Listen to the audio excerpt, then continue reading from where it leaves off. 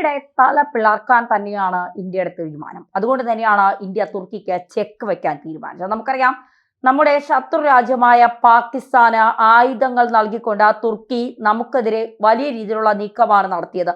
വളരെ മാരകമായ ആയുധങ്ങളാണ് തുർക്കി പാകിസ്ഥാന് നൽകിയത്.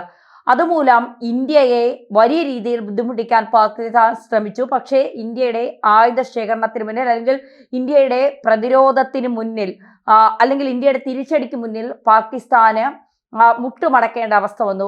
തുർക്കി കൊടുത്ത പടക്കങ്ങളൊന്നും ഇന്ത്യയെ ഒന്ന് തൊടാൻ പോലും കഴിഞ്ഞില്ല എന്നുള്ളതാണ് യാഥാർത്ഥ്യം. തുർക്കിക്ക് നമ്മളോട് ഇത്ര വലിയ ശത്രുത ഉണ്ടാകാനുള്ള കാരണം അർമേനിയയോട് ഇന്ത്യൻ സർക്കാർ കാണിക്കുന്ന, അർമേനിയക്ക് നൽകുന്ന പിന്തുണയും അർമേനിയക്ക് ആയുധങ്ങൾ നൽകുന്നതുമാണ് തുർക്കിയെ സംബന്ധിച്ചിടത്തോളം ഇന്ത്യയോട് ഇത്ര കലിപ്പുണ്ടാകാനുള്ള കാരണം. കളിക്കുമ്പോൾ ആളറിഞ്ഞ് കളിക്കണ്ടേ തുർക്കി എന്നാണ് ഇന്ത്യ ഇപ്പോൾ തുർക്കിയോട് ചോദിക്കുന്നത്. അതായത് മാലിദ്വീപിനോട് ഇന്ത്യ ഏത് നിലപാടാണോ ഒരിക്കൽ സ്വീകരിച്ചിരുന്നത്, അതിൽ 100 ഇരട്ടി നിലപാട് സ്വീകരിക്കാനാണ്. അതായത് തുർക്കിയെ ഒരു തരത്തിലും ഇനി ഇന്ത്യയുമായി ചേർന്ന് പ്രവർത്തിക്കാൻ അനുവദിക്കില്ല. വാണിജ്യപരമായ ബന്ധത്തിലാണെങ്കിലും ഏത് തരത്തിലുള്ള ബന്ധത്തിലാണെങ്കിലും തുർക്കിയിൽ നിന്ന് സാധനങ്ങൾ വാങ്ങുന്നതിലും ഇവിടെ നിന്ന് വിമാനങ്ങൾ സർവീസ് നടത്തുന്നതിലും ഒന്നും തുർക്കിയെ ഇനി ഇന്ത്യ സഹായിക്കില്ല, അല്ലെങ്കിൽ തുർക്കിയുമായി ഒരു ബന്ധവും ഇന്ത്യ വയ്ക്കില്ല എന്നാണ് പറയുന്നത്. ഡൊണാൾഡ് ട്രംപുമായി ബന്ധപ്പെട്ട ഡൊണാൾഡ് ട്രംപ് അനുകൂല ചില എക്സ് പോസ്റ്റുകളിൽ നിന്ന് വരുന്നത് ഇങ്ങനെയാണ്: breaking India is ready to ship second batch of Akash 1S missile system to Armenia എന്നുള്ളതാണ്. അതായത് ആകാശ് 1 മിസൈൽ അർമേനിയയ്ക്ക് നൽകാൻ ഇന്ത്യ പോകുന്നു. രണ്ടാം ബാച്ച്, ആകാശ് 1ന്റെ രണ്ടാം ബാച്ച് അർമേനിയയിലേക്ക് പോകുന്ന, അർമേനിയ കൂടുതൽ ആയുധങ്ങൾ കൊടുത്ത് സഹായിക്കാൻ ഇന്ത്യ തീരുമാനിച്ചിരിക്കുന്നു എന്നുള്ള വിവരങ്ങളാണ് പുറത്തു വരുന്നത്. ഇത് തുർക്കിയെ സംബന്ധിച്ചിടത്തോളം വലിയ തിരിച്ചടി തന്നെയാണ് തുർക്കിക്ക് ഇന്ത്യ നൽകുന്നത് എന്നുള്ളതാണ്. ഇന്ത്യ പാകിസ്ഥാൻ സംഘർഷത്തിൽ പാകിസ്ഥാനെ പിന്തുണച്ചതിന്റെ പശ്ചാത്തലത്തിൽ തുർക്കിക്കെതിരെ നയതന്ത്ര, സാമ്പത്തിക, സൈനിക, രാജ്യാന്തര മേഖലകളിൽ തന്ത്രപരമായ തിരിച്ചടികൾ നൽകാൻ ഇന്ത്യ ഒരുങ്ങുന്നു. 1948 മുതൽ സൗഹൃദപരമായ ബന്ധമായിരുന്നു തുർക്കിയുമായി ഉണ്ടായിരുന്നത്. എന്നാൽ അടുത്തിടെ തുർക്കിയുടെ പാകിസ്ഥാൻ പിന്തുണയും കശ്മീർ വിഷയത്തിലെ നിലപാടും ബന്ധത്തിൽ വിള്ളലുണ്ടാക്കിയിട്ടുണ്ട്. ഇക്കാരണത്താൽ ഇന്ത്യ ഉന്നതതല സന്ദർശനങ്ങൾ, ഉഭയകക്ഷി ചർച്ചകൾ എന്നിവ പരിമിതപ്പെടുത്തിയേക്കാം. രാജ്യാന്തര വേദികളിൽ തുർക്കിക്ക് അനുകൂലമാകുന്ന ഒരു നിലപാടും ഇന്ത്യ കൈക്കൊള്ളുകയില്ല. UN, G20 തുടങ്ങിയ വേദികളിൽ തുർക്കിയുടെ നിലപാടുകൾക്കെതിരെ ഇന്ത്യ ശക്തമായി വാദിക്കുകയും തുർക്കിയുടെ പാകിസ്ഥാൻ ബന്ധം തുറന്നു കാട്ടുകയും ചെയ്യും. മാത്രമല്ല, തുർക്കിക്ക് എതിരായി ഗ്രീസ്, സ്പൈസസ്, അർമേനിയ തുടങ്ങിയ രാഷ്ട്രങ്ങളുമായി ഇന്ത്യ സഹകരണം ശക്തിപ്പെടുത്തുകയും ചെയ്യും. 2023 തുർക്കി ഭൂകമ്പത്തിൽ ഇന്ത്യ നൽകിയ സഹായം മറന്നാണ് തുർക്കി പാകിസ്ഥാന് എല്ലാവിധ പിന്തുണയും നൽകിയത്. പഹൽഗാമിലെ ഭീകരാക്രമണത്തെ അപലപിക്കാൻ പോലും തുർക്കി തയ്യാറായില്ല.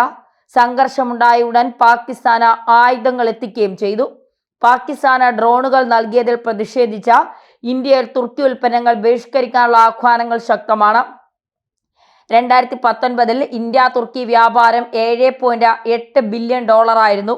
ഇന്ത്യ ഇനി മുതൽ തുർക്കിയിൽ നിന്നുള്ള ഇറക്കുമതിക്ക്, അതായത് പെട്രോളിയം, ഓട്ടോ ഘടകങ്ങൾ തുടങ്ങിയവയ്ക്ക് നിയന്ത്രണങ്ങൾ ഏർപ്പെടുത്തുകയോ തുർക്കിയിലേക്കുള്ള കയറ്റുമതി, ഫാർമസ്യൂട്ടിക്കൽസ്, ടെക്സ്റ്റൈൽസ് എന്നിവയുടെ കയറ്റുമതി പരിമിതപ്പെടുത്തുകയോ ചെയ്തേക്കാം.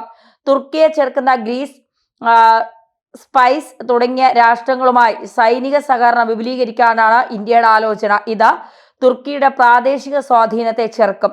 സ്പൈസ് വിഷയത്തിൽ തുർക്കിക്ക് ഇന്ത്യയുടെ പിന്തുണ ലഭിക്കില്ല. ഇന്ത്യ തുർക്കി ബന്ധം ഉലയുന്നത് ഏറ്റവും പ്രകടമാവുക ടൂറിസം മേഖലയിലാണ്. ഇതിനകം തന്നെ ആയിരക്കണക്കിന് ഇന്ത്യൻ യാത്രക്കാർ തുർക്കിയിലേക്കുള്ള യാത്ര റദ്ദാക്കിയിട്ടുണ്ട്. ഇന്ത്യൻ ടൂറിസ്റ്റുകൾക്ക് തുർക്കിയിലേക്കുള്ള യാത്രാ പാക്കേജുകൾ, വിസ ഇളവുകൾ പരിമിതപ്പെടുത്തും. 2024 3.3 ലക്ഷം ഇന്ത്യൻ ടൂറിസ്റ്റുകളാണ് തുർക്കി സന്ദർശിച്ചത്. ഇത് തുർക്കിയുടെ ടൂറിസം വരുമാനത്തിൽ കാര്യമായ പങ്ക് വഹിക്കുന്നു. രാഷ്ട്രീയ പിരിമുറുക്കങ്ങൾ ഉയരുകയാണ് എങ്കിൽ ടൂറിസം മേഖലയ്ക്ക് കനത്ത തിരിച്ചടി നൽകാൻ ഇന്ത്യ തയ്യാറാകും. നേരത്തെ മാലിദ്വീപ് ഇന്ത്യക്കെതിരെ നിലപാടെടുത്തതിനെ തുടർന്ന് ഇന്ത്യൻ ടൂറിസ്റ്റുകൾ മാലിദ്വീപിനെ കൈവെടിഞ്ഞിരുന്നു. ഇത് അവരുടെ വരുമാനത്തെ കാര്യമായി ബാധിച്ചതോടെ ഇന്ത്യയുമായുള്ള സഹകരണത്തിന് വീണ്ടും താല്പര്യം പ്രകടിപ്പിച്ചു. തുർക്കിയിലെ പ്രധാന ടൂറിസ്റ്റ് കേന്ദ്രങ്ങളായ ഇസ്താംബുൾ, കപ്പഡോഷ്യ, ആൻലിയ എന്നിവയിലേക്കുള്ള ഇന്ത്യൻ ടൂറിസ്റ്റുകളുടെ ഒഴുക്ക് കുറയ്ക്കുന്നത് തുർക്കിയുടെ സമ്പദ് വ്യവസ്ഥയെ ഒരു പരിധിവരെ ബാധിക്കും. പ്രത്യേകിച്ച് ടൂറിസം തുർക്കിയുടെ GDPയുടെ 12% വരെ സംഭാവന ചെയ്യുന്നുണ്ട്. തുർക്കി മാത്രമല്ല, ടൂറിസം മേഖലയെ കാര്യമായി ആശ്രയിക്കുന്ന അസർബൈജാനും ഇന്ത്യൻ ടൂറിസ്റ്റുകളുടെ ബഹിഷ്കരണത്തിന് ഇരയാകും. പാകിസ്ഥാന് പിന്തുണയുമായി എത്തിയ രാജ്യമാണ് അസർബൈജാൻ. എന്തായാലും തുർക്കിയുടെ കാര്യത്തിൽ ഇന്ത്യ കൃത്യമായ നിലപാട് സ്വീകരിച്ചു എന്ന് തന്നെ പറയേണ്ടി വരും.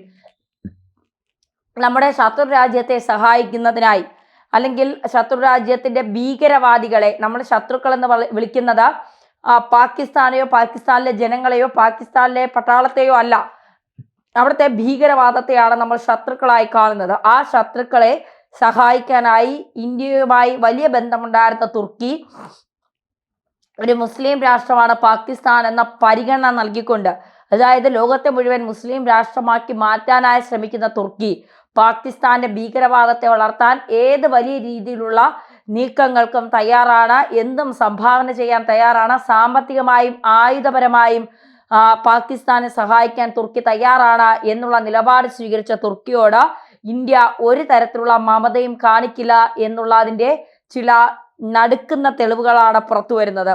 പ്രത്യേകിച്ച് അർമേനിയയുമായുള്ള തുർക്കിയുടെ അകൽച്ച, അത് തന്നെയാണ് ഇന്ത്യ ഇവിടെ കൂടുതൽ കാര്യമായി കണക്കിലെടുക്കുന്നത്. അർമേനിയയ്ക്ക് ആകാശ് 1S മിസൈൽ കൈമാറിക്കൊണ്ട് അതിൻ്റെ സെക്കൻഡ് ബാച്ച് ഇന്ത്യയിൽ നിന്ന് പുറപ്പെടാൻ തയ്യാറായി നിൽക്കുകയാണ്. മാത്രമല്ല, കൂടുതൽ യുദ്ധ ഉപകരണങ്ങൾ നൽകാനും നയതന്ത്രപരമായും വ്യാപാരപരമായുള്ള ബന്ധങ്ങൾ അർമേനിയയുമായി ഉണ്ടാക്കാനുമുള്ള ശ്രമത്തിലാണ് ഇപ്പോൾ ഇന്ത്യ എന്നുള്ള വിവരങ്ങളാണ് പുറത്തു വരുന്നത്. ഇത് തുർക്കിയെ സംബന്ധിച്ചിടത്തോളം വലിയ രീതിയിലുള്ള ബുദ്ധിമുട്ടുകൾ തുർക്കിക്ക് ഉണ്ടാക്കുമെന്നുള്ള കാര്യത്തിൽ സംശയം വേണ്ട. തുർക്കി ഇതുമായി ബന്ധപ്പെട്ട് ഇനിയൊരു സംസാരത്തിന് തുർക്കിയുമായി ഞങ്ങൾ ഇല്ല എന്നുള്ള നിലപാട് തന്നെയാണ് ഇന്ത്യ സ്വീകരിക്കുന്നത്. ഏകദേശം 3.5-4 ലക്ഷത്തോളം ആളുകളാണ് ഒരു വർഷം തുർക്കിയിലേക്ക് ഇന്ത്യയിൽ നിന്ന് യാത്ര ചെയ്യുന്നത്. കാരണം വളരെ മനോഹരമായ ഒരു രാജ്യമാണ് തുർക്കി. കാണാൻ ഒരുപാട് മനോഹരമായ സ്ഥലങ്ങൾ തുർക്കിയിൽ ഉണ്ടെന്നാണ് പറയപ്പെടുന്നത്. അപ്പോൾ ഇതൊക്കെ കാണാനായി ഇന്ത്യയിൽ നിന്ന് ഒരുപാട് ടൂറിസ്റ്റുകൾ തുർക്കിയിലേക്ക് പോകുന്നുണ്ട്. അപ്പോൾ ആ പോകുന്നതിൽ തന്നെ വിസകളിൽ ഇളവുകൾ മാറ്റങ്ങൾ വരുത്തിക്കൊണ്ട് തുർക്കിയിലേക്ക് തൽക്കാലം ഇന്ത്യക്കാർ പോകണ്ട എന്ന നിലപാട് വരെ ചിലപ്പോൾ ഇന്ത്യൻ സർക്കാർ തീരുമാനിച്ചേക്കും. ഇതിനൊക്കെ കാരണം തുർക്കിക്ക് ഇന്ത്യ ആയുധം കൈമാറ്റം പാകിസ്ഥാന് തുർക്കി ആയുധ കൈമാറ്റം നൽകി എന്നുള്ളതാണ്. മാത്രമല്ല, പഹൽഗാമിലെ 26 പേരുടെ ജീവന് മറുപടി നൽകുന്ന സമയത്ത് നമ്മുടെ നിരപരാധികളെ കൊന്ന ഭീകരരെ സംരക്ഷിക്കാനായി തുർക്കി എടുത്ത നിലപാടിനോടാണ് ഇന്ത്യ വിയോജിപ്പ് കാണിക്കുന്നത്. അത് തുർക്കിയെ സംബന്ധിച്ചിടത്തോളം വലിയ തിരിച്ചടി തന്നെയാണ്.